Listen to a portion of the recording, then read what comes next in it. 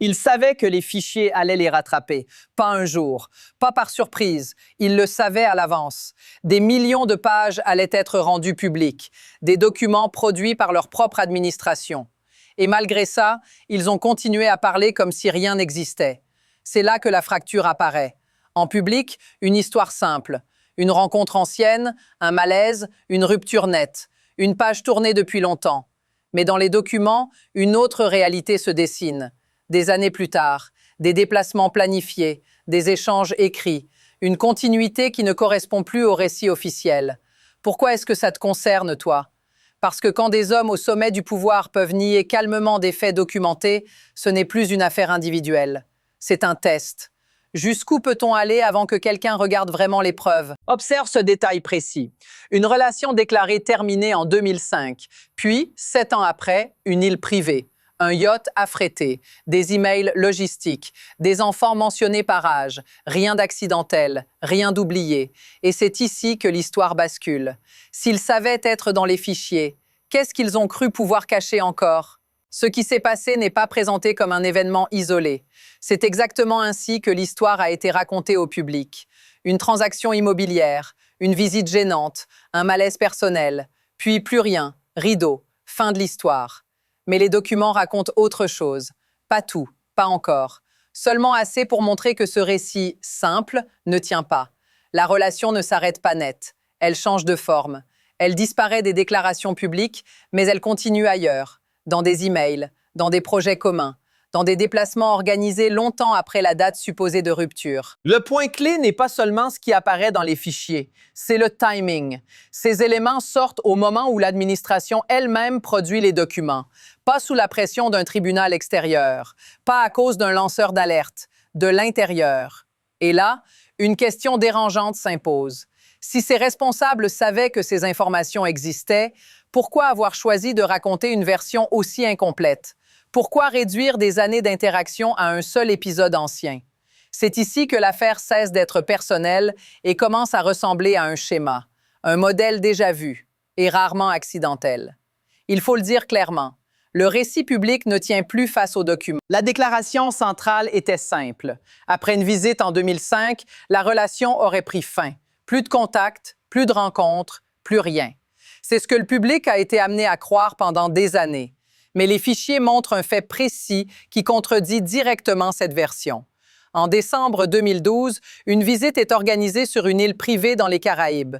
Pas une apparition fortuite, un déplacement planifié, un yacht affrété, des échanges d'emails avec le gestionnaire de l'île.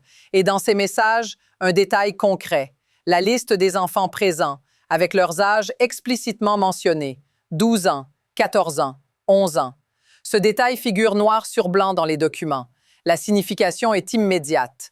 7 ans après la rupture supposée, il n'y a pas seulement un contact. Il y a une initiative, une organisation logistique, une présence sur place, même si elle est décrite comme un déjeuner. Et maintenant, remarque ce qui manque.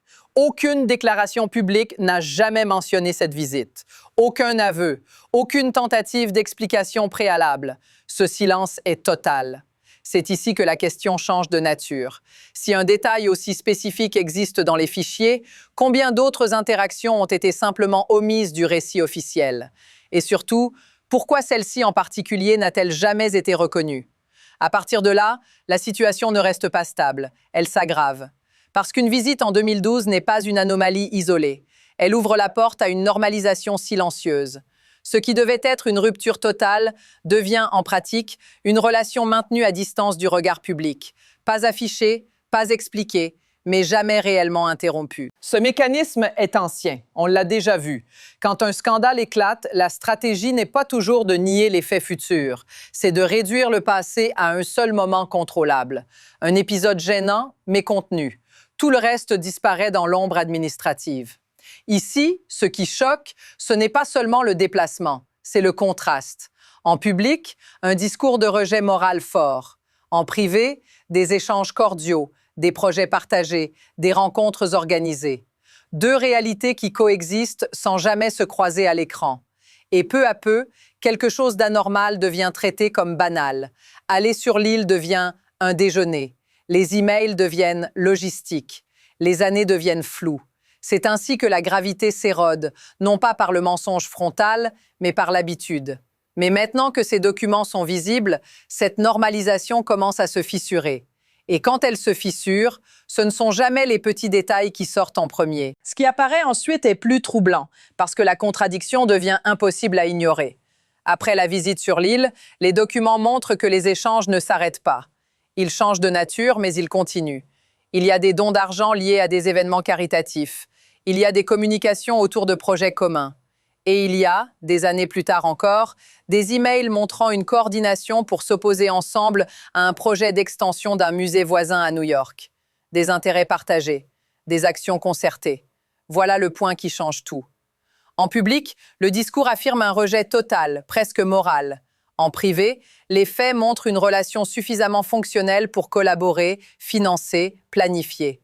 Les mots disent « plus jamais », les documents disent « encore ». Et remarque ce détail précis.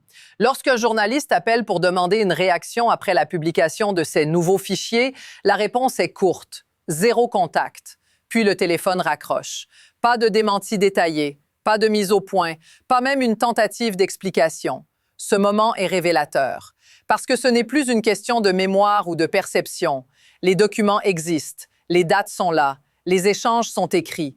À partir de ce point, l'affaire ne porte plus seulement sur ce qui a été fait, mais sur ce qui a été nié en connaissance de cause. Et c'est exactement là que la pression commence à changer de camp. À partir de là, tout s'accélère. Les révélations ne tombent plus une par une, elles s'empilent. D'abord, la confirmation que les documents publiés ne représentent qu'une partie d'un ensemble beaucoup plus vaste. Ensuite, une conférence de presse officielle où un haut responsable du ministère de la Justice affirme ne pas savoir s'il existe des hommes ayant abusé de jeunes femmes dans ces dossiers. Une déclaration froide, technique, presque abstraite. Puis vient la réaction, pas d'un commentateur politique, d'une survivante. Face caméra, sa voix tremble. Elle dit être écœurée. Elle dit que les noms sont là, que les témoignages existent, que nier l'évidence n'efface pas ce qui est écrit.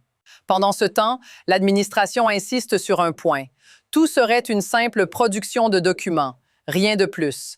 Pas une enquête élargie, pas une vague d'inculpation, juste des fichiers rendus publics, comme s'ils étaient neutres, sans conséquence. C'est là que la sensation de perte de contrôle apparaît.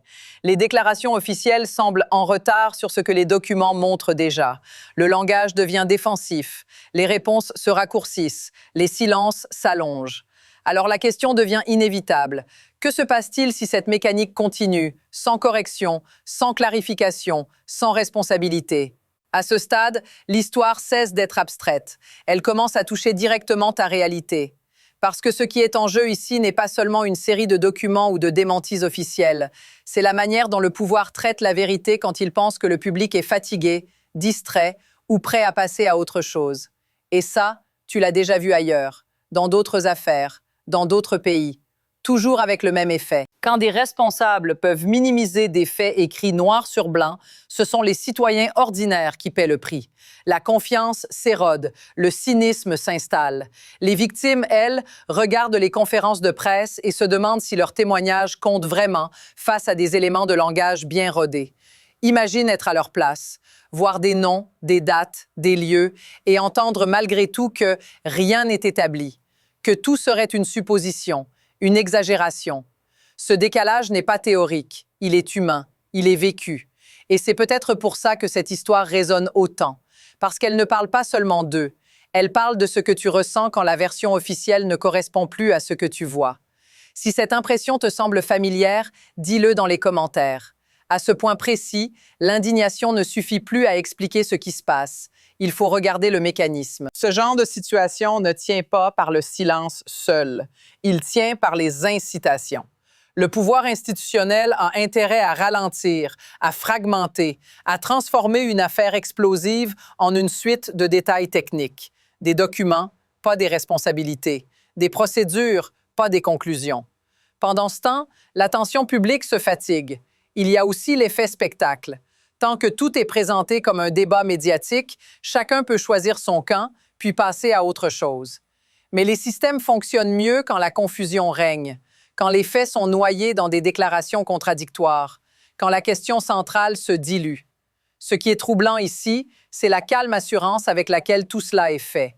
Comme si le temps jouait en faveur de ceux qui parlent le moins, comme si la mémoire collective était courte, et souvent, elle l'est. Ce n'est pas une question de complot, c'est une question de structure, de ce que le pouvoir protège par réflexe, de ce qu'il considère comme gérable et de ce qu'il pense pouvoir survivre sans jamais affronter directement.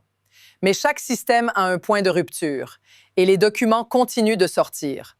À partir d'ici, deux trajectoires se dessinent et aucune n'est encore figée. Dans la première, tout continue comme avant. Les documents sortent lentement, par fragments, sans synthèse claire. Les responsables répètent qu'il n'y a rien de nouveau. L'attention médiatique se déplace. Une autre crise prend la place. Et cette affaire rejoint la longue liste de scandales jamais vraiment conclus. Pas innocent, pas coupable, juste dissous dans le temps. Mais il existe une autre possibilité, plus instable, plus risquée pour ceux qui contrôlent le récit. À mesure que de nouveaux éléments apparaissent, les contradictions deviennent trop visibles pour être ignorées. Les déclarations passées sont comparées ligne par ligne aux documents. Les silences deviennent des réponses en eux-mêmes. Et la pression ne vient plus seulement des journalistes, mais de l'opinion publique qui commence à relier les points. Ce qui rend ce moment particulier, c'est que la prochaine étape ne dépend plus d'une fuite. Elle dépend d'une décision. Accélérer, clarifier ou continuer à temporiser. Et tout indique que le prochain mouvement est déjà en train de se préparer, quelque part, hors caméra. Voici l'idée centrale à retenir. Cette histoire ne parle pas seulement de documents, ni même de mensonges isolés. Elle montre comment le pouvoir parie sur une chose précise, que la complexité protège mieux que le secret. Que noyer les faits dans le temps, les procédures et les déclarations vagues finira par user l'attention collective. Mais cette fois, quelque chose résiste. Les dates ne changent pas. Les emails existent, les déplacements sont documentés. Et une fois qu'un récit officiel se fissure, il ne se répare jamais complètement. Il se transforme. La vraie question n'est donc pas ce qui est déjà sorti. C'est ce qui arrive quand assez de personnes commencent à lire les mêmes documents, à comparer les mêmes phrases et à se poser la même question simple. Pourquoi avoir autant insisté sur une version qui ne tenait pas? Si tu veux comprendre ce qui vient ensuite et comment ces mécanismes se répètent bien au-delà de cette affaire, abonne-toi pour les prochaines analyses. Parce que ce genre d'histoire ne disparaît pas. Elle attend simplement que quelqu'un regarde plus longtemps.